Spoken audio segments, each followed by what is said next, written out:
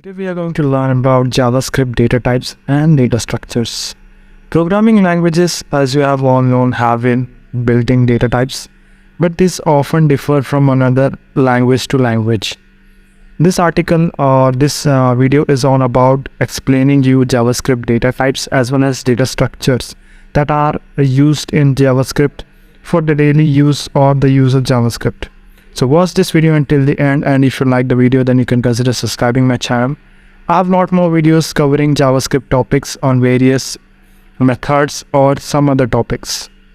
When coming to dynamic and weak typing, JavaScript is a dynamic language with dynamic types. Variables in JavaScript are not directly associated with any particular values type, or any variable can be assigned values of all types. For example, if we declare a value let foo is equal to 42, now foo is a number. Again, if we declare foo is equal to any of your names such as Clinton, then now foo is a string.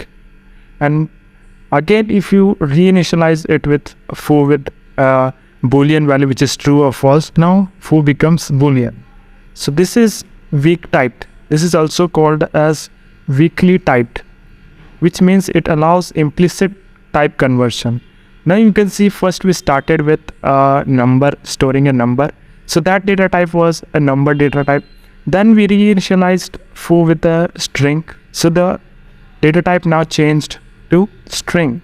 Again, we reinitialized foo with a boolean value. So the data type changed from string to boolean. This is supported in JavaScript as known as aka weakly typed language, which means it allows implicit type conversion. Here the type conversion goes implicitly and you are not able to see it because it is done internally. If you like the video, then you can consider subscribing my channel. Bye bye.